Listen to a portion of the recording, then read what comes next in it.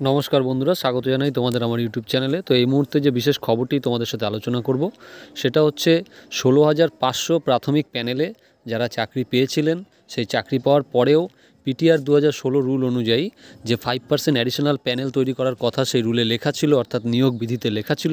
সেখানে কিন্তু বলা ছিল যে মেন প্যানেলের মধ্যে যারা জয়েনিং করবেন না সেরকম নন জয়েনিং সিটগুলোর জন্য একটা 5% অ্যাডিশনাল প্যানেল তৈরি করতে হবে। সেখান থেকে ওই নন জয়েনিং সিটের যে ভ্যাকান্সিগুলো সেগুলো ফিল আপ করতে হবে। কিন্তু 16,500 যে প্যানেল, সেই প্যানেলে কিন্তু কোনো 5% যে অ্যাডিশনাল প্যানেল সেটা দেওয়া হয়নি, এবং সেই রিক্রুটমেন্টের বেসিসে আলী হাসান মণ্ডল যারা মামলা করেছিলেন, সেই মামলার পরিপ্রেক্ষিতে পর্ষদের যুক্তি ছিল যে প্যানেল এক্সপায়ার হয়ে গেছে। তো সেই মামলাটি দীর্ঘদিন ধরেই কিন্তু অমীমাংসিত অবস্থায় রয়েছে, এবং এই জন্য মিজানুর রহমানের যে মামলাটি আজকে আদালতে ওঠে সেটি বিচারপতি বিশ্বজিৎ বসু মনোযোগ দিয়ে শোনেন, এবং তিনি বলেন যে আগামী 3 সপ্তাহ পরে মামলাটির ডেট ফিক্সড করা হলো, যেদিন সমস্ত পক্ষের যারা রয়েছে তাদের বক্তব্য শুনে একটা ফাইনাল ডিসিশন নেওয়া হবে যে এই যে নন জয়েনিং সিট, এই সিটটা কীভাবে ফিল আপ করা হবে বা আদৌ ফিল আপ করা হবে কিনা।